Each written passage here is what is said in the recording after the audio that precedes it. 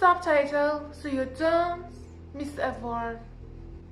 یه چیزی که تازه فهمیدم اینه که وقتی که بدنت خسته است، خواب آلودی، چشات خواب آلوده، میدونین چیزی که نمیذاره بخوابین چیه؟ مغزتون. اما بدتر از اون وقتی که شما میخوابین یه دفعه از خواب میپرین. این فقط برای خستگی نیست، این سیگنال از مغزه. حالا تو شاید فکر کنی اینا همه طبیعیه، اما معلومه که طبیعی نیست اگر هر شب این اتفاق بیفته. این یعنی چیزی درست کار نمیکنه و این دقیقاً اونجاییه که بیشتر آدم اشتباه میکنن. فکر میکنن چون خستن خوابشون نمیبره. نه، مشکل اصلی از ذهنتونه، نه بدنتون. مغزت برای بقا ساخته شده، نه برای خواب راحت. اگر استرس داشته باشی، مغزت هنوز فکر میکنه تو خطری، تهدید وجود داره. پس این نتیجهش میشه چی؟ میشه یک خواب سطحی. حتی اگر همه چیز آروم باشه، هیچ اتفاقی نخواد بیفته، بازم ذهنت رو حالت دفاع، تهدیده. یعنی ذهن تو رو حالت نیمه هوشیار باقی میمونه که با کوچکترین صدا، با کوچکترین نور از خواب بیدار میشی و این باعث خستگی، بی انرژی میشه، همیشه کسلی. شب ذهن تو تازه اون موقع شروع میشه به فکر کردن اینکه در طول روز چه اتفاقی افتاده و همه فکرایی که همه ازش فرار میکردی همه شب بر میگردن تا یک جوابی برای اون سوال پیدا کنن و انقدر این روند طول میکشه باعث بیدار بودن شما میشه که نمیتونین بخوابین تا وقتی که ذهنت جوابی پیدا نکرده. و این فکرها معمولاً همونایین که انرژی ذهنی زیادی ازت میگیرن، همه ازش فرار میکنین شما و هیچ وقت هم حل نمیشه. پریدن از خواب تصادفی نیست، یک سیگنال از مغزه.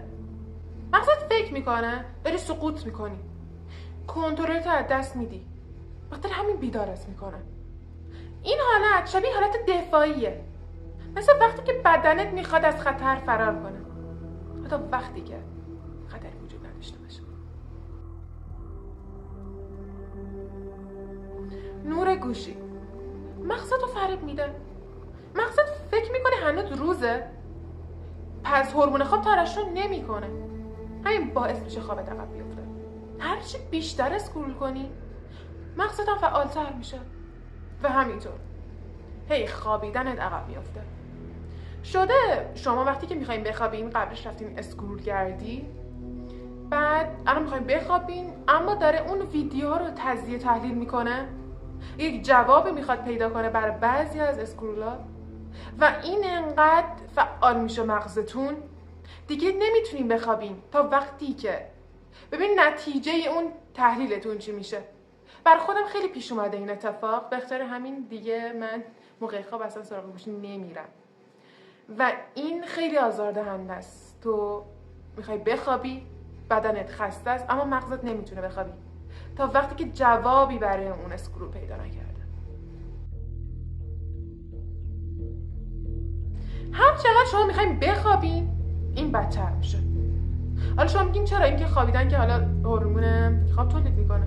نه، اصلا اینطور نیست. این فرق داره با اون چیزی که شما گفتم. این یعنی چون شما هی دارین دائم به خواب فکر میکنین، مغزت اینو به تهدید تبدیل میکنه، به خاطر همین بیدار نگهت میداره و این باعث میشه هر شب قبل از خواب استرس بگیری و این چرخه قوی تر میشه. به جای اینکه کمتر بشه قوی تر میشه. شده شما میخواین بخوابین، آماده خوابین، همه چیشون آماده است، اما مغزت هنوز بیداره. پس این میشه یک تضاد. نه تو میتونی کامل بخوابی، نه میتونی کامل بیدار باشی. این باعث میشه بازم هر چقدر تو بخوابی بازم خسته باشی، کسل باشی، چون نتونستی اون خواب مفیدی که میخوایی رو به دست بیاری، فقط بخاطر اینکه مغزت فعاله.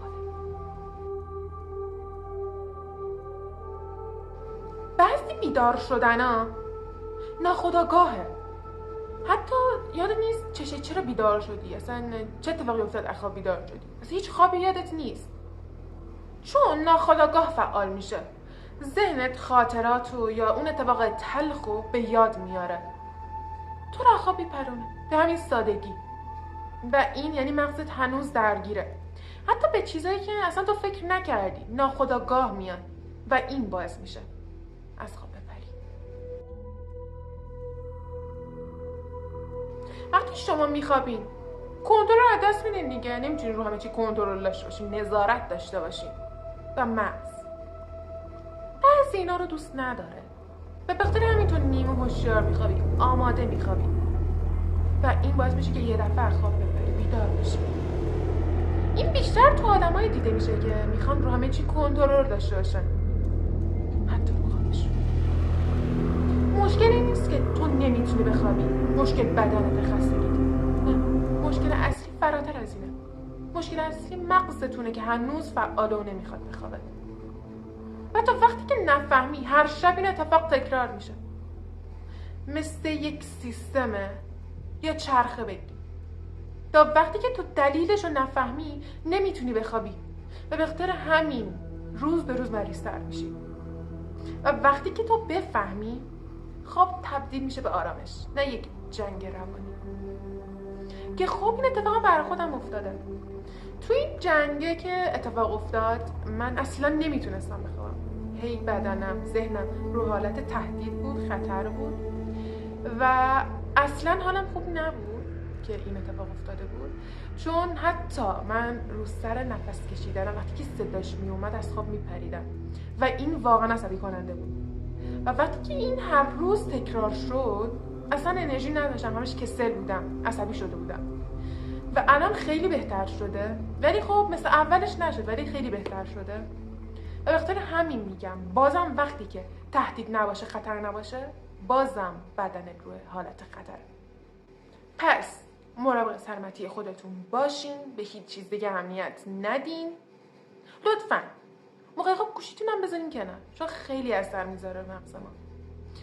و همینطور به خاطر همین که نمیخوام ویدیو بعدی رو از دست بدین، چون میدونم عاشق این بحثایین، صبح یادتون نره.